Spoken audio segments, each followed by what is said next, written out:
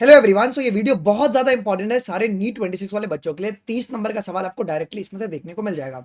इस वीडियो में हम लोग सारी की सारी क्लास 11th और 12th की एनसीईआरटी में जितने भी डिजीजेस हैं उनको कवर करने वाले हैं। बहुत सारे यूट्यूब पे वीडियोस अवेलेबल है, बट उन्होंने डिजीज को बैक्टीरियल, फंगल और प्रोटोजोल में डिवाइड किया। बट ऐसा नहीं है, आपकी एनसीईआरटी में हर एक चैप्टर में स्पेसिफिक डिजीज के बारे में डिस्कस किया गया है। तो यहाँ पर हम लोग हर एक चैप्टर और एनसीईआरटी की क्या क्या लाइन और कौन से डिजीज के बारे में डिस्कस किया गया है उनको हम लोग कवर करने वाले। तो वीडियो को आप लोग 1.5 के स्पीड पे लगा दीजिएगा। मैं बहुत सारे क्वेश्चन भी पूछने वाला हूं, तो और सभी के सभी क्वेश्चन के आंसर आप लोग मुझे कमेंट सेक्शन में जरूर से दीजिएगा। So without wasting any time, आइए इस वीडियो को शुरू करते हैं। सबसे पहले अगर हम बात करेंगे तो वो है हमारे पास breathing and exchange of gases से, जो कि ह्यूमन फिजियोलॉजी का कोर डिजीज है। मेजरली जो डिजीज होती है वो आपके क्वेश्चन यहीं से बनते हैं जी। सबसे पहला बीमारी उसका नाम है एजमा, जिसको अस्थमा भी कहते हैं। Okay, it's a difficulty in breathing. यहाँ पे डिफिकल्टी होता है ब्रीदिंग के अंदर, which causes wheezing due to inflammation of bronchi and bronchioles. तो अस्थमा के अंदर क्या होता है कि ब्रोंकाई और ब्रोंक्यूल्स के अंदर आपको इन्फ्लामेशन देखने को मिलता है। ठीक है, attributed to the allergic reaction of the mast cell. यहाँ पे मास्ट सेल की आपको एलर्जिक रिएक्शन देखने को मिलती है। अब इसके लिए कौन सी एंटीबॉडी रिस्पॉन्सिबल है, आप मुझे कमेंट में जरूर से बताइएगा। इन द लंग्स, तो ये बात भी आपको एक बात पता होना चाहिए। सेकेंड जो बीमारी है उसका नाम है इम्फेंसिमा। इम्फेंसिमा क्रॉनिक डिसऑर्डर है लंग्स का, इन विच एल्वियोलर वॉल्स आर डैमेज। ये पॉइंट आपको ध्यान में रखना है कि किस बीमारी में एल्वियोलर वॉल डैमेज हो रहे हैं और किसके अंदर ब्रोंकाई और ब्रोंक्यूल्स का इन्फ्लेमेशन हो रहा है। तो ब्रोंक्यूल और ब्रोंकाई का अगर इन्फ्लेमेशन हो रहा है तो अस्थमा हो गया, लेकिन अगर एल्वियोलर वॉल अगर डैमेज हो रहा है तो वो हो गया आपका emphysema, due to which respiratory surface area decrease. तो ये आपका स्टेटमेंट अभी सवाल बन सकता है कि इम्फेंसिमा के अंदर जो रेस्पिरेटरी सरफेस एरिया है वो डिक्रीज क्यों हो जाता है, बिकॉज एल्वियोलर वॉल जो है वो डैमेज कर जाते हैं जी। मेजर कॉजेज, सिगरेट स्मोकिंग इसका एक मेजर कॉज बन जाता है जी। ये बात एक आपको ध्यान में रखना है, this is very very important. अब आप मुझे कॉमन में बताइएगा कि एक्यूट और क्रॉनिक में क्या अंतर है। एक्यूट और क्रॉनिक में क्या अंतर है, आप इसका आंसर मुझे कमेंट में जरूर से बताइएगा। अगला जो डिसऑर्डर है वो है आपका ऑक्यूपेशनल रेस्पिरेटरी डिसऑर्डर, जिसको अपन ओआरडी कहते हैं। इसका बेस्ट एग्जांपल है सिलिकोसिस। 2018 में यहां से सवाल पूछा गया है। सिलिकोसिस में क्या होता है कि respiratory problem due to too much dust produce in the industry. तो जो कुछ सिलिका के पार्टिकल्स होते हैं वो क्या होते हैं, बहुत माइक्रो पार्टिकल्स, वो इंजेक्ट कर लेता है पर्सन जो इस इंडस्ट्री में काम कर रहा है, सैंड डस्ट के फॉर्म में भी एंटर कर लेता है। स्पेशली ग्राइंडिंग और स्टोन ब्रेकिंग इंडस्ट्रीज में ये देखने को आपको मिलता है, क्या, ओआरडी। इसके बाद है fibrosis of lungs, very very very important.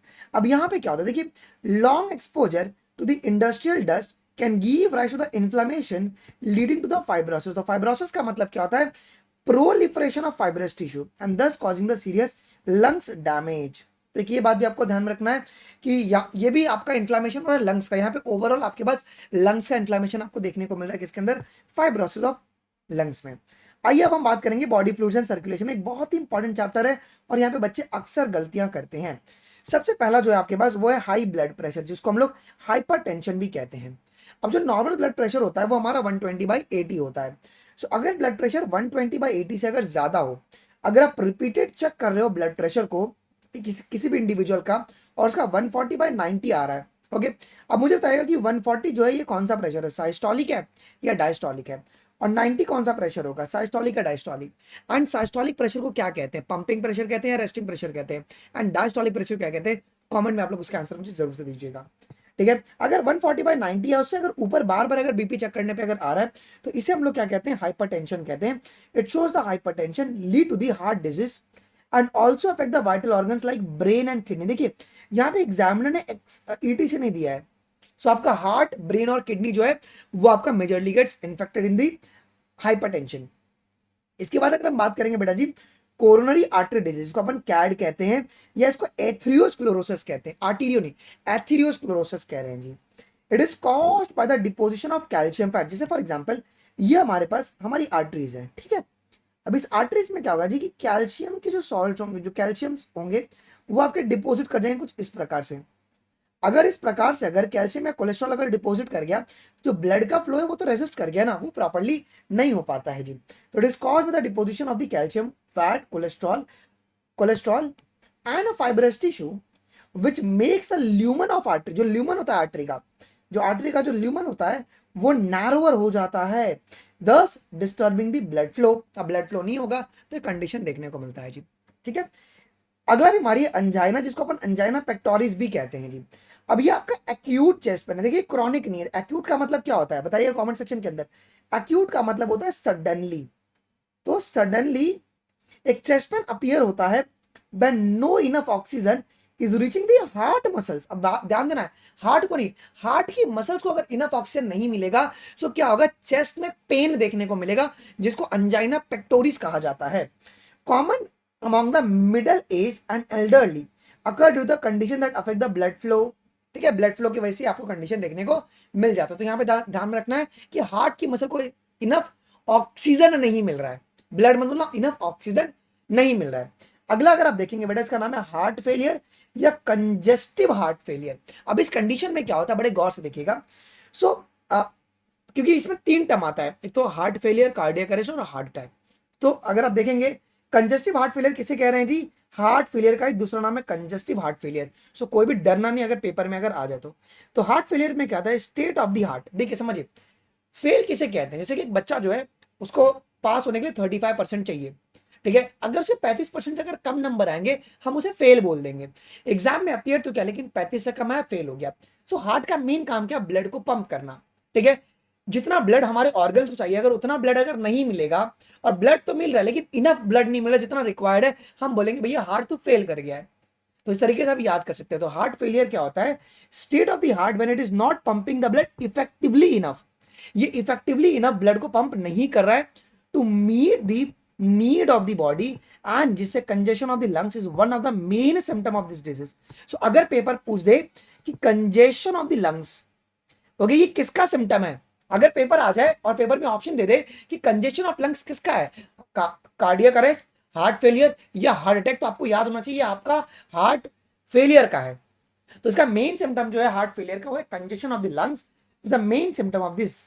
ठीक है, तो यहाँ पे जो ब्लड है वो इफेक्टिवली पंप नहीं हो रहा। तो एक बहुत इंपॉर्टेंट हिडन लाइन है आपके लिए, ये बातें का आप लोग ध्यान में रखिएगा जी। कार्डियक अरेस्ट क्या होता है जी, जब अरेस्ट का मतलब है कि अब काम ही करना बंद कर दिया। अरेस्ट, चोर को पकड़ लोगे तुम, अरेस्ट कर लोगे तो चोरी ही नहीं होगा। हार्ट को अगर तुम अरेस्ट कर लोगे तो हार्ट का जो मेन काम है ब्लड पंप करना, वही बंद हो जाएगा। और हार्ट अटैक का मतलब है, अटैक का मतलब सडनली कुछ हो रहा है। So heart muscle is suddenly damage bye इनएडिक्वेट blood supply. तो जब हार्ट की जो मसल है, इसको अपन कोरोनरी मसल्स कहते हैं, अगर उसको ब्लड नहीं मिलेगा हार्ट फेल करेगा। ठीक है, आइए इसके बाद आपके पास आएगा बेटा जी एक्सक्रीशन वाला चैप्टर आएगा जी, जिनमें सबसे पहला आपका हीमोडायलिसिस के बारे में माता कहती है। क्या कहती है, सो हीमोडायलिसिस कब करते हैं, तो malfunctioning of the kidney leads to the accumulation of urea in the blood. देखो, जब ब्लड में यूरिया का लेवल बढ़ेगा, मतलब यूरेमिया का कंडीशन देखने को मिलेगा, which may lead to the kidney failure. जब ब्लड में यूरिया का लेवल बढ़ेगा तो किडनी उसको फिल्टर नहीं कर पाएगा और ब्लड में बढ़ता चला जाएगा। इसका मतलब है मुबारक को, आपका किडनी फेल हो चुका है।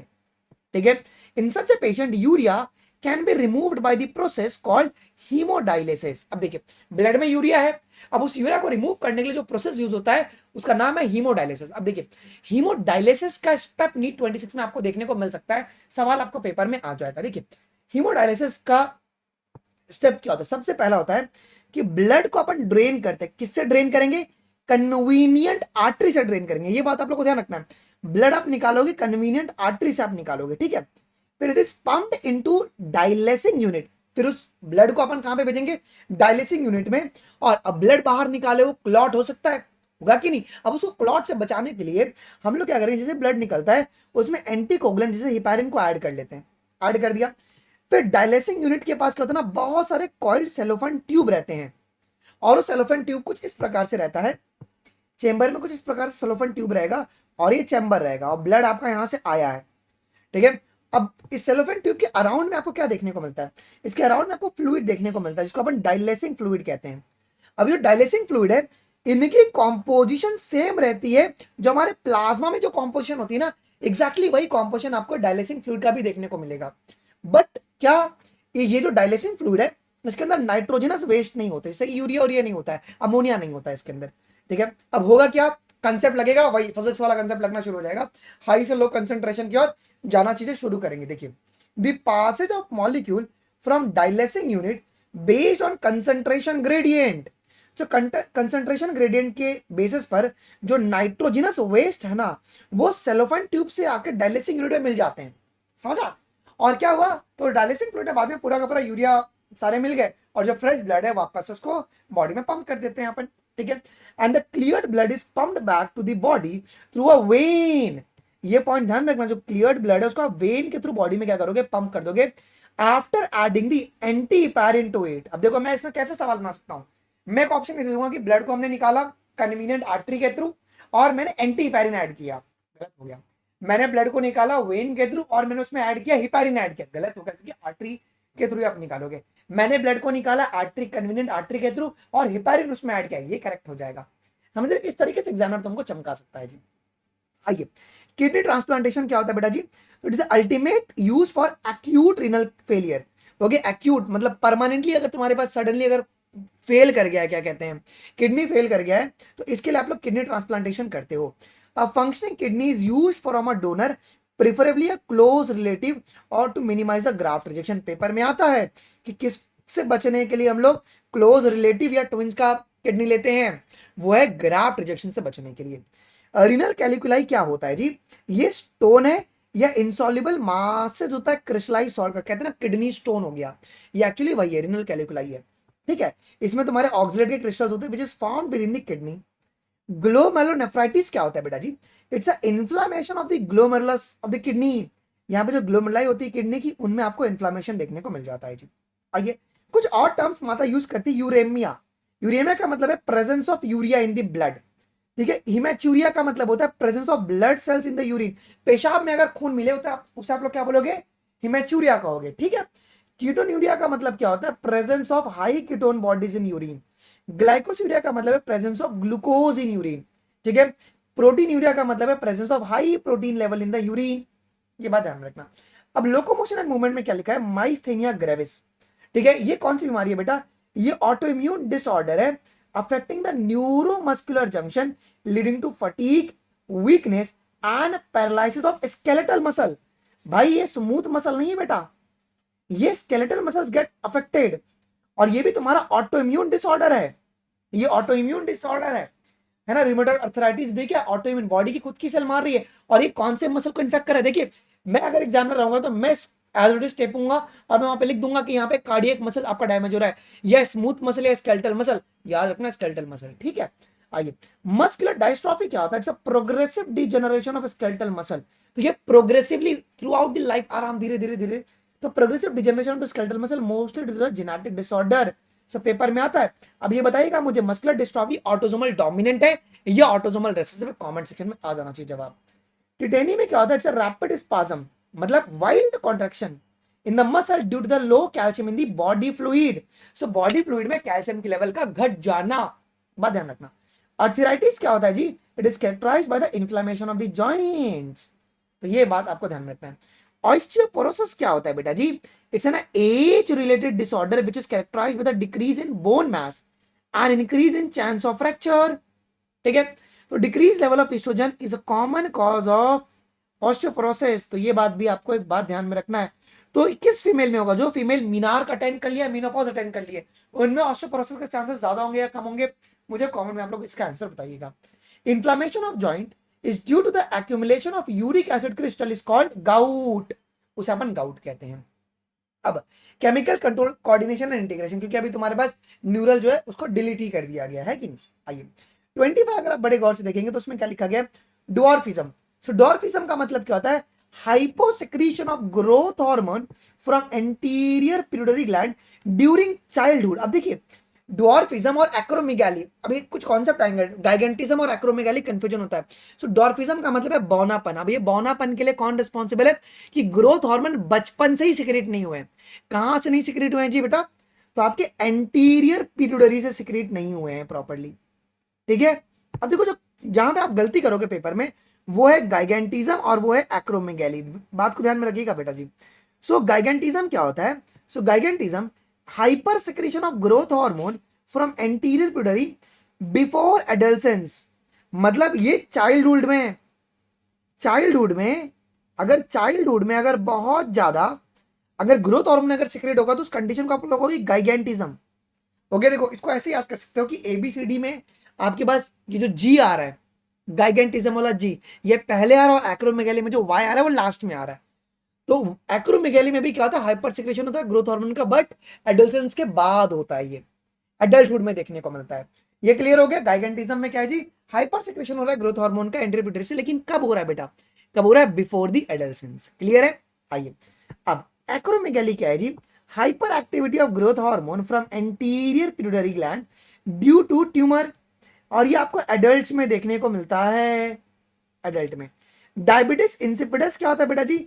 Hyposecretion of vasopressin. जब वैसोप्रेसिन, जिसको अपन एडीएच कहते हैं, जब इसकी सेक्रेशन कम होगी, सो क्या होगा?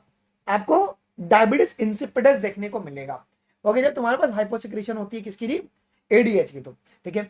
क्रिटिनिज्म क्या है जी? Deficiency of thyroid hormone during the infancy, है ना। स्लो बॉडी ग्रोथ होगा, मेंटल रिटार्डेशन होगा एंड लो हार्ट रेट होगा। मिक्सोइडिमा क्या होता है? Deficiency of thyroid hormone in the adult. अब देखो ये इन्फेंसी में हो गया है, इन्फेंट स्टेज में हो गया है, तो आपके क्या हो गया? क्रिटिनिज्म। मिक्सोइडिमा में क्या हो गया? थायराइड हार्मोन की डिफिशियंसी हो गई है इन दी एडल्ट। इसमें क्या होगा जी?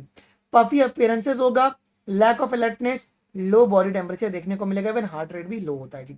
गोइटर में क्या होता है जी? आपकी आयोडीन की डिफिशियंसी होती है डाइट में, जिसकी वजह से थायराइड ग्लैंड एनलार्ज कर जाता है। ठीक है। हाशिमाटो डिजीज क्या है? ये ऑटोइम्यून डिजीज है, यहाँ पे थायराइड ग्लैंड के जो सेल्स हैं वो डिस्ट्रॉय हो जाते हैं। ग्रेव्स डिजीज क्या है जी? It is caused the hyperthyroidism. तो ग्रेव डिजीज में क्या होगा जी? आंखें जो है ना एकदम बाहर आ जाती है, ऐसा लगता है। Protrusion of eyeballs, weight loss होता है बहुत ज्यादा इसके अंदर, rise in body temperature and rapid heart rate होता है। आप देख रहे हैं सभी में हार्ट रेट बहुत मेजर रोल प्ले कर रहा है। पैराथायरॉयड टिटेनी क्या होता है जी? अभी पैराथायरॉयड ग्लैंड के बारे में बात हो रही है। सो ड्यू टू हाइप, देखो पैराथायरॉयड टिटेनी का मतलब क्या हो गया? ड्यू टू हाइपोपैराथायरॉयडिज्म, जब ब्लड कैल्शियम लेवल जब कम हो जाए, so lowering of blood calcium level, जब ब्लड कैल्शियम लेवल जब कम रहे, सस्टेन्ड कॉन्ट्रैक्शन ऑफ मसल। अब जब कैल्शियम की लेवल जब तुम्हारे कम रहेगी ब्लड में, तो होगा क्या है ना? सस्टेन्ड कॉन्ट्रैक्शन हो कहां कहां पे? लैरिंक्स में, फेशियल मसल्स, हैंड और फिट में। तो याद रखना तुम्हारा स्मूथ मसल भी डैमेज हो रहे हैं यहाँ पे, और स्केलेटल मसल भी डैमेज हो रहे हैं पैराथायरॉयड टिटेनी के अंदर, ये बात ध्यान में रखिएगा। अच्छा, ऑस्टियोटाइटिस फाइब्रोसा या सिस्टिक या ऑस्टियोपोरोसिस जिसको हम लोग कहते हैं, ये हाइपर पैराथायरॉयडिज्म की वजह से होता है जी। कसिंग सिंड्रोम क्या है जी? Hyper activity of adrenal cortex, ठीक है, resulting in the hyper secretion of the cortisols. ठीक है। हाइपरग्लाइसीमिया, हाई सोडियम लेवल आपको देखने को मिलेगा कहां पे? प्लाज्मा में देखने को मिलेगा कशिंग सिंड्रोम के अंदर। अब देखिए एक बहुत इंपॉर्टेंट बीमारी है एडिसन्स डिजीज। यहाँ पे डिफिशियंसी होता है किसका जी? मिनलोकॉर्टिकॉइड का होगा, which is secreted by adrenal cortex and it is a hypoglycemic, और इसे वेट लॉस होता है जी। डायबिटीज मिलाइटस में क्या होगा जी? आपकी डिफिशियंसी हो गई है इंसुलिन की, विच is secreted by the beta cells of the pancreas. Hyperglycaemia is increased blood sugar. अब इसमें हाइपरग्लाइसीमिया होगा, ब्लड ग्लूकोज लेवल बहुत ही बढ़ जाएगा, ब्लड शुगर लेवल ही बोल सकते हो इसको। इंक्रीज, प्यास बहुत लगेगी, पॉलीडिप्सिया हो जाएगा, फ्रीक्वेंट यूरिनेशन, बार बार पेशाब होगा, पॉलीयूरिया, देखो हर एक वर्ड को ध्यान रखना, एंड इंक्रीज हंगर, जिसको अपन पॉलीफेजिया भी कहते हैं, भूख भी बहुत लगेगा। ओके, आइए जी। इट में भी एनआईडीडीए मतलब non insulin dependent diabetes mellitus, और आईडीडीए मतलब इंसुलिन डिपेंडेंट डायबिटीज मिलाइटिस भी होता है जी। ओके, आइए अब हम बात करेंगे बच्चों कुछ इंपॉर्टेंट इसके बारे में, क्लोरोसिस और नेक्रोसिस। आप बोलेंगे सर ये तो चैप्टर डिलीटेड है, बट एक जगह पर आपके बायोलॉजी क्लासिफिकेशन में क्लोरोसिस और नेक्रोसिस है वर्ड यूज किया गया, बस समझ लीजिए क्या है ये। तो क्लोरोसिस क्या होता है बेटा? It is due to the loss of chlorophyll, photosynthesis में लिखा गया, loss of chlorophyll leading to the yellowing in the leaves. It is caused by the deficiency of element. Element का नाम याद नहीं रहेगा तो भी चलेगा, तो बस याद रखना क्लोरोसिस का मतलब होता है कि जब लॉस ऑफ क्लोरोफिल हो जाए, जिससे कि लीफ तुम्हारे येलो पड़ जाए। ठीक है बेटा। नेक्रोसिस क्या है जी? डेथ ऑफ द टिश्यू, जब टिश्यू का डेथ हो जाए, पर्टिकुलरली द लीफ टिश्यू, अगर कैल्शियम की डिफिशियंसी की वजह से, तो उसको अपन कहेंगे नेक्रोसिस कहेंगे। ओके। एडुलेशन क्या होता है जी? ठीक है, यहाँ पे process in flowering plant grown in the partial और कंप्लीट एब्सेंस ऑफ किसके? लाइट। अगर विदाउट लाइट अगर तुम्हारे पास फ्लावरिंग हो रहा है तो उससे अपन इल्यूटेशन कहेंगे। ये तुम्हारे अभी सिलेबस में नहीं, तो उसको याद नहीं रखोगे तो चलेगा जी। ओके। अगर पेपर हो जाए, क्योंकि इल्यूजन और इल्यूटेशन में ना, एडुलेशन के अंदर आप लोग कंफ्यूजन क्रिएट कर सकते हैं। तो adulation is a process in the flowering plant which is grown in the partial और कंप्लीटली एब्सेंस ऑफ सनलाइट। बस इतना आप लोग बता देना जी, क्योंकि इल्यूजन आपके दिया है ना बायोटेक के अंदर, तो एडुलेशन और इल्यूजन में कंफ्यूजन नहीं होना चाहिए जी। अच्छा, इल्यूजन क्या होता है मुझे कौन बताइएगा इसी बात पे। चलो, इरेथ्रोब्लास्टोसिस फेटालिस क्या होता है बेटा जी? फीटस आरएच पॉजिटिव हो, मदर आरएच नेगेटिव हो, during the second pregnancy anti Rh antibody is given to the mother, है कि नहीं? और बेबी जो है सेकंड प्रेगनेंसी का मोर चांसेस, इसका फेटल रेट बहुत ही ज्यादा होता है जी। फिर सेक्सुअली ट्रांसमिटेड इन्फेक्शन, इसको अपन वेनरल डिजीज भी कहते हैं, इसको अपन आरटीआई भी कहते हैं, रिप्रोडक्टिव ट्रैक्ट इन्फेक्शन, ठीक है। इनमें तुम्हारे gonorrhoea, syphilis, genital herpes, chlamydiasis, genital warts, trichomoniasis, hepatitis B, acute immuno deficiency syndrome, AIDS भी आता है, देखो। लेकिन इन सभी बीमारी में except for hepatitis B, herpes and HIV, ये जो ट्रिपल एच, इसको अपन ट्रिपल एच कहते हैं बेटा, इसे क्या कहते हैं अपन, इसे ट्रिपल एच कहते हैं, okay. Other disease are completely curable, मतलब ये जो triple H they are incurable, ये कंप्लीटली क्यूरेबल नहीं है, ये कंप्लीटली क्यूरेबल नहीं है। Other disease are completely curable if they are detected early and properly treated. Symptom क्या है, early symptom of most of the disease are itching, fluid का discharge होगा, स्लाइट पेन होगा और स्वेलिंग होगा। हीमोफीलिया तुम्हारे पास कौन सा डिसऑर्डर है, हीमोफीलिया, हीमोफीलिया तुम्हारा सेक्स लिंक्ड रेसेसिव डिसऑर्डर है जी, मतलब एक्स लिंक्ड कंडीशन है। यहाँ पे आपको ब्लड क्लॉटिंग में प्रॉब्लम देखने को मिलेगा।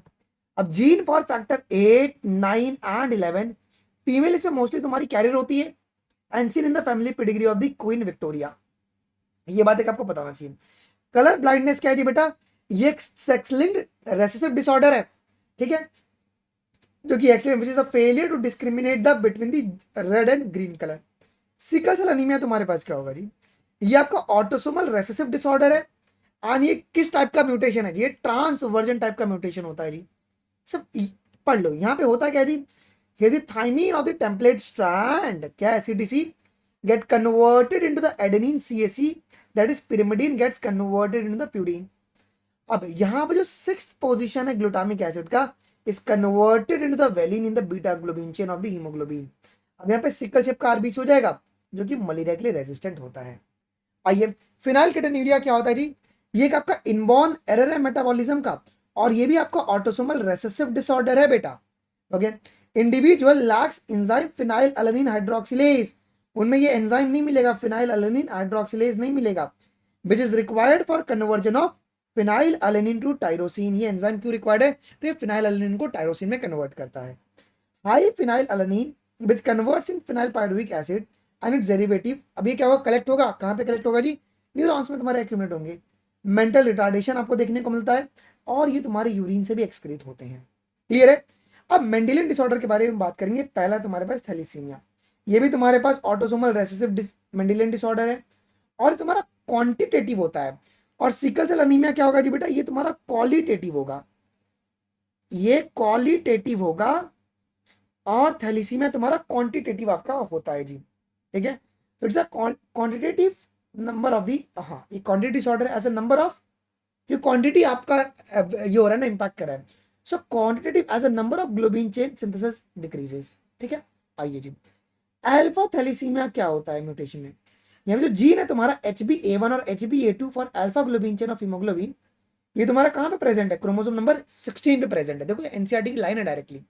और बीटा थैलेसीमिया में क्या होगा बेटा जी, जो जीन है HBB for beta globin chain of haemoglobin, ये क्रोमोसोम नंबर 11 पे तुम्हारे प्रेजेंट होता है, ठीक है। आइए जी, अब सुनिए, सिस्टिक फाइब्रोसिस तुम्हारी एनसीईआरटी सिर्फ लिखती है, समझाती नहीं है, पेपर में दे देंगे और आपका मुंह बन जाएगा।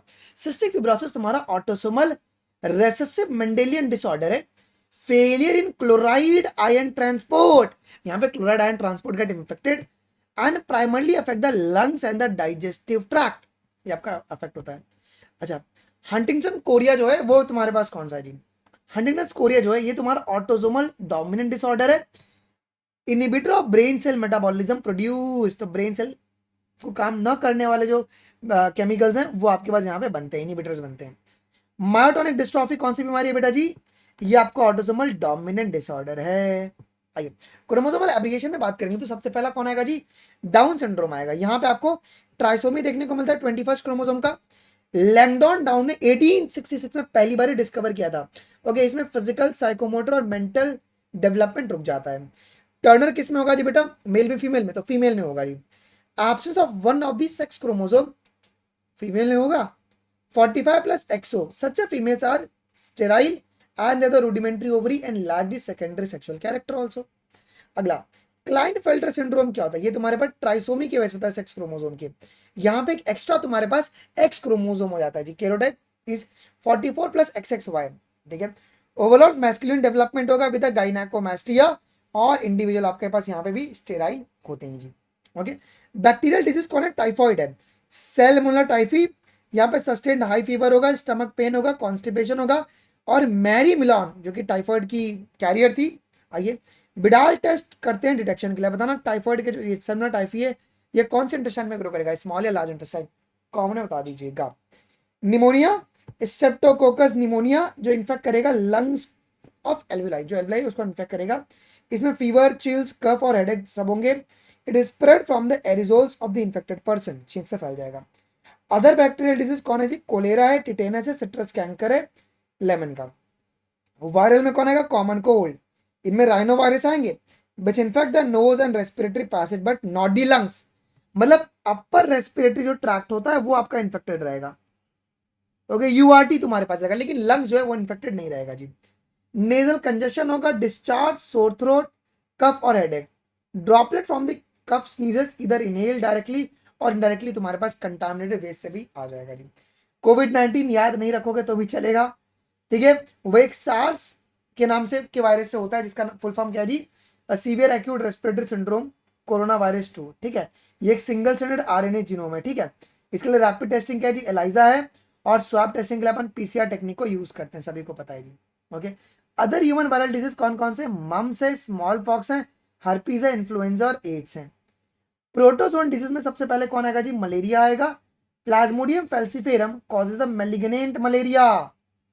मेलिग्नेंट का मतलब डेडलीस्ट मलेरिया, मर जाओगे तुम सीधा अगर हो गया तो ये, जो कि इंडिया में बहुत ही कॉमन है, इंडिया में नहीं होता है फेल्सिफोरम, ठीक है। आइए जी, यहाँ पे जो फीमेल एनाफिलीज है, okay, it transfers plasmodium as a sporozoite in the human fever and chills. Amoebiasis क्या है जी? अच्छा, मलेरिया में एक बात और ध्यान में रखना, it needs what? It needs a human and mosquito to complete the life cycle. Amoebiasis तुम्हारा इंटरम हिस्टोलिटी का, इसमें कॉन्स्टिपेशन होगा, abdominal pain, cramp, stool with the excess mucus and blood clot. यहाँ पे कैरियर कौन है? हाउस फ्लाई मैकेनिकल कैरियर है। एस्केरियासिस, एस्कैरीज, इंटरनल ब्लीडिंग होगा, मस्कुलर पेन होगा, fever, anaemia transmitted by contaminated food and water. Elephantiasis filariasis, ये wuchereria bancrofti से होगा या बचेरेरिया मलाई से होगा। ये chronic inflammation of usually lymphatic, कौन सा? लोअर लिम्फेटिक वेसल्स, ठीक है, transmitted by the female mosquito of the vectors. Okay, आइए ringworm by fungus of the genera microsporum, trichophyton and epidermophyton से होगा जी। ये इनके आपको याद रखना है, पेपर में आ जाएगा सवाल। यहाँ पे अपीयरेंसेस होगा of dry scaly lesions, various part of the body such as the skin, nails, scalp और इंटेंस ईचिंग देखने को मिलता है जी, ठीक है। आइए, और कौन कौन सी तुम्हारी एनसीईआरटी में बीमारी दी गई है? रूमेटॉइड आर्थराइटिस, इसका जो पीडीएफ आपको टेलीग्राम अनमोल शर्मा लाइव पे मिल जाएगा, तो बिल्कुल भी टेंशन नहीं लेना है आपको।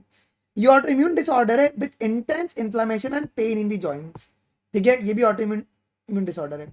चिकनगुनिया एंड डेंगू, अडीज मॉस्किटो इनकी कैरियर है। हाई फीवर, हेडेक और डेंगू में क्या था, जो प्लेटलेट काउंट्स है वो गिर जाते हैं। एड्स फुल फॉर्म है एक्वायर्ड इम्यूनोडिफिशियंसी सिंड्रोम, ये एचआईवी से होगा, ह्यूमन इम्यूनोडिफिशियंसी वायरस, जो कि एक प्रकार का रेट्रोवायरस क्लास से बिलोंग करता है जी। इसको पहली बार 1981 में रिपोर्ट किया गया था। ये तुम्हारे सेक्सुअल कॉन्टैक्ट से फैल सकता है with infected person, transfusion of contaminated blood and blood products, sharing of infected needle से भी तुम्हारे पास फैल सकता है। अब सुनो, virus enter the helper T cells, replicate and produces of progeny viruses. यहाँ पे टी सेल्स जो है वो डिक्रीज कर जाएंगे, both of the fevers, diarrhoea जो पेशेंट है उन सभी से सफर करेगा, वेट लॉस, और उसका डायग्नोस्टिक टूल है तुम्हारे पास एलाइजा। कैंसर क्या है जी? जहाँ पे जो नॉर्मल सेल है वो कौन सी प्रॉपर्टी लूज कर जाएंगे? कॉन्टैक्ट इनिबिशन की प्रॉपर्टी लूज कर जाएंगे। ये नॉर्मल सेल की प्रॉपर्टी होती है, ये नॉर्मल सेल की प्रॉपर्टी होती है, बट जो कॉन्टैक्ट इनिबिशन की प्रॉपर्टी है वो तुम्हारे पास कैंसर सेल लूज कर जाते हैं एंड फॉर्म्स द ट्यूमर्स। कौन सा ट्यूमर? बिनाइन और मेलिग्नेंट ट्यूमर तुम्हारे पास ये फॉर्म करते हैं जी, ठीक है। सो जो मेलिग्नेंट ट्यूमर होता है, they are the mass of proliferating cells called neoplastic और ट्यूमर सेल्स भी कहते हैं जी, and they have the property of metastasis, मतलब from a new tumour wherever they are lodge in the body, मतलब malignant का मतलब है वो और भी नए ट्यूमर्स तुम्हारे पास बनते रहेंगे जी। कार्सिनोजेंस क्या होते हैं जी? ये तुम्हारे आयनाइजिंग रेडिएशन कौन कौन है? एक्सरेज। अच्छा, अब ये करेक्शन तो मुझे बताना किसमें करेक्शन क्या है, ये एक्सरेज तुम्हारे आयनाइजिंग है कि नॉन आयनाइजिंग रेडिएशन है? एक बार कौन होता ना, यहाँ पे रॉन्ग टाइप हुआ है बेटा तुम्हारे पास, एक्सरेज एंड गामा रेज, और तुम्हारे पास यूवी रेज रेडिएशन भी तुम्हारे आते हैं जी। ऑन्को वायरस प्रोटोऑन्कोजेंस, जब ये एक्टिवेट होंगे तो ये प्रोटोऑन्कोजेंस में तुम्हारे एक्टिवेट हो जाएंगे। डिटेक्शन, रेडियोग्राफी आप लोग एक्सरे से कर सकते हो। कंप्यूटर टोमोग्राफी तुम्हारे पास एक्सरे को यूज करेगा, लेकिन जो एमआरआई है, मैग्नेटिक रेजोनेंस इमेजिंग, ये यूज करेगा strong magnetic fields and non ionising radiation. Treatment में तुम्हारे सर्जरी, रेडिएशन थेरेपी और इम्यूनोथेरेपी तुम्हारे पास एक आते हैं जी। ये बात एक आपको ध्यान में रखना है जी, ठीक है। अच्छा, एक बात और ध्यान रखना बेटा, अल्फा इंटरफेरॉन जो है ये पेशेंट को दिया जाता है क्या जी, जो एक्टिवेट करेगा इम्यून सिस्टम को और हेल्प करेगा डिस्ट्रॉइंग सेल को। तो जो इंटरफेरॉन है ये कौन प्रोड्यूस करेगा, तो ये कैंसरस सेल प्रोड्यूस करते हैं, ये कैंसरस सेल प्रोड्यूस करेंगे और ये नॉन इन्फेक्टेड सेल के पास जाएंगे और उससे बचाएंगे उसको, ठीक है। ये अल्फा इंटरफेरॉन, ये बात आपको ध्यान में रखना है जी। अब सुनिए जी, कैंसरस सेल की वायरस वो तो अलग हो गया, ये एक्चुअली में ये वायरस इन्फेक्टेड सेल्स होते हैं ना, अगर वायरस कैंसर अगर वायरस के इन्फेक्शन से फैल रहा है तो तुम्हारे अल्फा इंटरफेरॉन्स बहुत ही अच्छे से काम करते हैं। अब प्लांट्स में कौन कौन से डिजीज है जी, rust puccinia in the fungus of basidiomycetes, red rot of sugar cane, ये पीवाईक्यू से पूछा गया है, colletotrichum, smut disease caused by the ustilago, late blight of potato, phytophthora infestans, ठीक है, ये तुम्हारे पीवाईक्यूज में पूछा गया बच्चों, ठीक है। Black rot of crucifers, xanthomonas campestris, citrus canker, xanthomonas citri से तुम्हारे पास होता है, ठीक है। चलो, टोबैको मोज़ेक वायरस तुम्हारे पास, tobacco mosaic disease, tobacco mosaic virus जो कि एक सिंगल स्ट्रैंडेड आरएनए वायरस है। टर्निप मोज़ेक डिजीज, ये तुम्हारे पास टर्निप मोज़ेक वायरस, ठीक है। Potato spindle tuber disease, viroids, root knot disease of the tobacco, देखो रूट नॉट डिजीज अगर आएगा तो meloidogyne incognita, night blindness vitamin A की डिफिशियंसी से होता है, गोल्डन राइस, कैरोट, जो नाइट ब्लाइंडनेस होता है उसके लिए अपन गोल्डन राइस देते हैं, जो कि तुम्हारे पास कैरोट, इवन कैरोट को भी देंगे which is rich in the vitamin A. Snow blindness, अगर हाई डोज अगर यूवी रेडिएशन का अगर आंखों में पड़ेगा तो तुम्हारे पास स्नो ब्लाइंडनेस होगा। Rickets, deficiency of vitamin D and scurvy due to the deficiency of vitamin C. तो विटामिन डिसऑर्डर थोड़ा सा आपको पता चाहिए, मैथ्स की कॉलम में आ सकता है। क्वेश्चन, माल न्यूट्रिशन है, प्रोटीन डिफिशियंसी है, okay. Pernicious pernicious anaemia, deficiency of the RBC due to the lack of vitamin बी12, ये एक बात आपको पता होना चाहिए। तो इसमें तुम्हारे पास सारी की सारी जो डिसऑर्डर्स हैं एनसीईआरटी को सारी की सारी कवर हो चुकी, एक भी नहीं बची है, जितनी भी पेपर में आ सकता है वो सब कुछ कवर्ड है। सिया जैकॉब डिजीज जो है वो कौन कॉज करेगा, प्रियॉन्स कॉज करेगा। कैटल्स में क्या होगा जी, कैटल्स में बीएससी, बोवाइन स्पॉन्जिफॉर्म एनिकेफेलोपैथी, और इंसानों में क्रूट्सफेल्ड जेकब डिजीज होता है। बड़े के पॉइंट को आप लोग ऐड कर देना, ठीक है। और तो बच्चों डेली आपके पास अगर आप देखेंगे तो रोज दोपहर में 3 बजे और शाम को 9 बजे और बायोलॉजी शाम को 6 बजे, ठीक है। कल से रिज्यूम हो रही सारी की सारी क्लासेस, आपकी पोल बेस्ड प्रैक्टिस चल रही है। अगर आप ये सेशंस कर लेते हैं तो आपकी ओवरऑल जो स्कोर है 600 प्लस की गारंटी हम ले रहे हैं। We as a team take the responsibility कि तुम्हारी 600 प्लस नीट 26 में गारंटी आएगी, इसकी प्रॉमिस है, क्योंकि तुमको लाइव क्वेश्चन प्रैक्टिस करवाया जा रहा है सुनील सर के द्वारा, जहां पे हम लोगों ने काइनेमैटिक्स, सेमीकंडक्टर्स, डुअल नेचर और एनएलएम कर लिया। कल हम लोग वर्क पावर एंड एनर्जी करने वाले हैं, तो इसको बिल्कुल भी मिस मत करना। ये तुम्हारे पास कल 3 बजे क्लास होने वाली है। और अजय सर ने केमिस्ट्री के अंदर आज थर्मोडायनेमिक्स के वो 9 बजे 45 एमसीक्यूज करवाने वाले हैं। अभी ये 9 बजे आपकी क्लासेस होने वाली है। तो ये प्रॉपर्ली स्केड्यूल जो है बेटा जी ट्रैक प्रेप पे पोल बेस्ड क्लासेस आपके पास चल रही हैं।